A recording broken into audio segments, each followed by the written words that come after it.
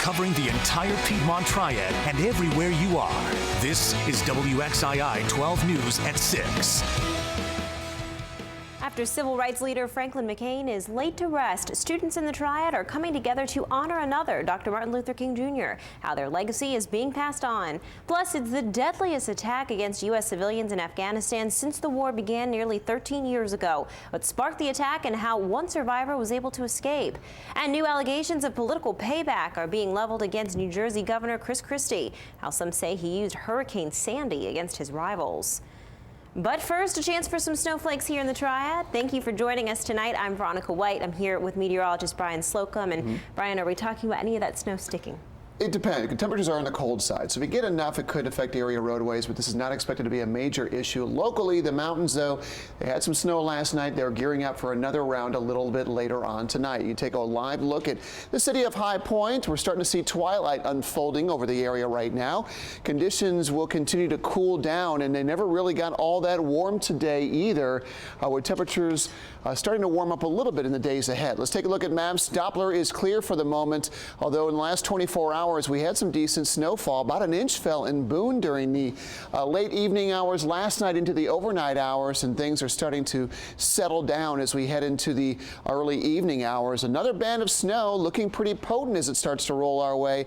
Will likely bring some additional snow, maybe an inch or so for the mountain spots, and some of that could actually make its way over the mountains and move into the Triad. Today's temperatures only a high of 37 degrees in Greensboro and Winston-Salem. Temperatures are already falling sharply. We're at 31 in Greensboro. We're at 34 in Winston-Salem as well. As you take a look at tonight and early morning, we'll start to bring some flakes in, and some of that energy could bring a few brief flakes overnight. We'll have much more on this, plus the rest of your Sunday forecast coming up.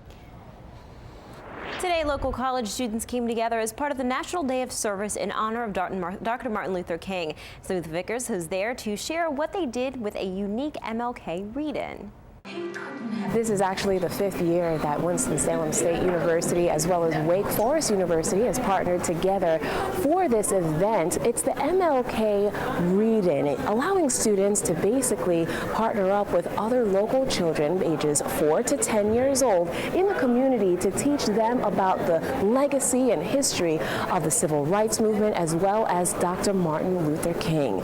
Students will have an opportunity to attend different stations that are set up by Wake Forest and Winston-Salem State University students. It's all in an effort to teach them more about literacy.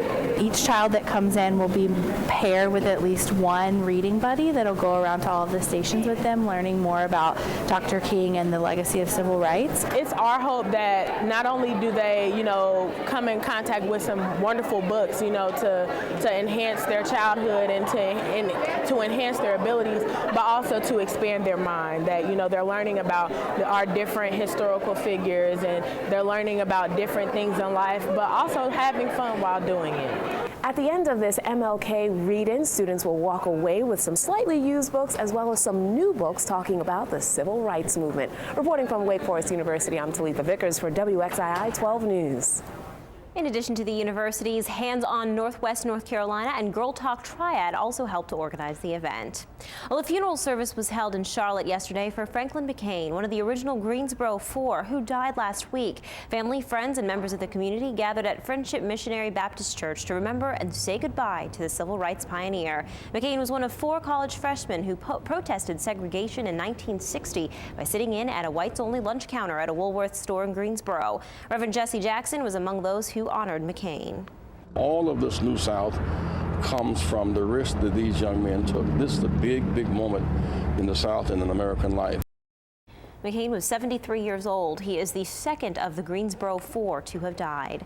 Police have arrested a man that they say robbed a child at a bus station. Police have charged Dennis McGee Jr. with common law robbery. Police say that McGee and an unknown second man allegedly robbed a child Monday morning before school. The child was hurt, but officials say that the 2 suspects stole a necklace and a tablet computer. And Duke Energy officials say that no radioactive materials were released when a fire broke out this morning at Harris Nuclear Plant. The plant was shut down as soon as an alert was declared, and state officials say that there's no risk to public health or safety, and the plant is in stable condition. The Harris Nuclear Plant is jointly owned by the North Carolina Eastern Municipal Power Agency and Duke Energy. And the Henry County Sheriff's Office says scammers have been calling people and impersonating officers, threatening that you'll be arrested if you don't pay a certain amount of money. The Sheriff's Office says no law enforcement would ever call and ask for money in lieu of being arrested.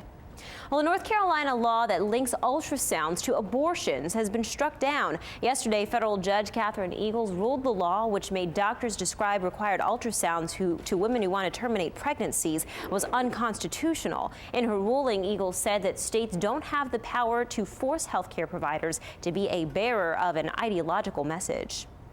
The Marine Corps is investigating how an 18-year-old Marine from North Carolina died while treading water in a swimming pool at Camp Pendleton. Officials say Private First Class Joshua Islam died Monday afternoon while treading water during an initial screening test for an infantry school. Officials declined to release details while the investigation is ongoing at the base north of San Diego. Islam was a rifleman from Union County. 2 American citizens were killed in the Afghan capital of Kabul yesterday. The 2 U.S. citizens who worked at the American Embassy of Afghanistan had been in a restaurant in an area that is considered reasonably safe. NBC's Annabelle Roberts has been following this story from London. The restaurant was packed last night when a Taliban suicide bomber detonated explosives at the entrance. Eyewitnesses say 2 gunmen then ran in, firing indiscriminately. The Afghan security forces, the special units are here. They have surrounded the area completely. At least 21 people were killed, 13 of them foreigners, 2 U.S. citizens from the American University of Afghanistan, also the IMF's top representative in the country, and 4 UN staff. It's the deadliest attack against foreign civilians in Afghanistan since the war began nearly 13 years ago. We're very shocked and we're very sad, and it's a very heavy day here for us, for the UN in Afghanistan. The restaurant is situated in a district that's home to several embassies and popular with diplomats and aid workers. One of the chefs survived by hiding on the roof. We escaped, all the guys escaped up. And after that, I go to the roof. I stay back of the chimney like 2-3 hours. In a statement, the American University of Afghanistan said such senseless violence flies in the face of the sentiments of our students and the Afghan people who share our grief. President Karzai has called this a brutal attack, which he strongly condemns.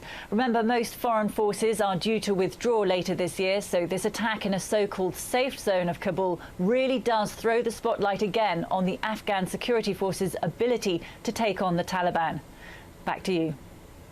Sweeping changes could be coming to the way this country spies on its citizens and allies. Speaking at the Justice Department, President Obama announced some reforms on Friday, saying the government should no longer store mass phone records and calling on the Attorney General to recommend an alternative method, as well as ending spying on foreign allies unless there is a national security risk. And in the deal, Washington is still swirling around the president's call for changes to the government surveillance program. House Speaker John Boehner accused the president of failing to explain all the changes, and some in the intelligence community expressed some concerns that national security could be weakened. Well, New Jersey Governor Chris Christie is now facing a fresh allegation of political payback today after 20 subpoenas were issued to get to the bottom of the bridge closing scandal. The mayor of Hoboken claims the Christie administration withheld Hurricane Sandy relief funds because she wouldn't back a development project.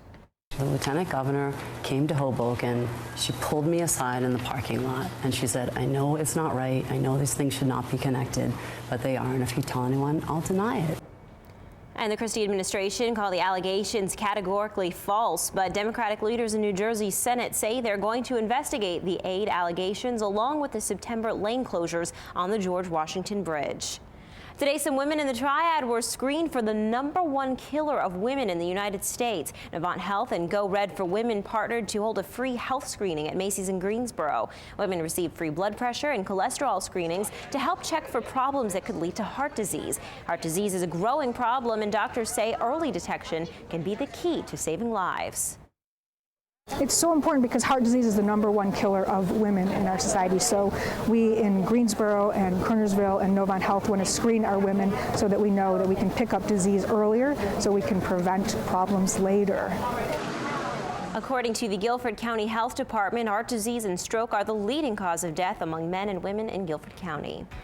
Well, it's a season some people wait all year for. Girl Scout cookie season is here. How long you have to wait to get your hands on the tasty treats? And it's also cold weather season. That is also here. A live look at the Winston-Salem skyline. Things are cleared up for now, but clouds return tonight. Could they produce a little light snow in our area? Stick around. I'll have the answer coming up on the other side of the break. Don't go away.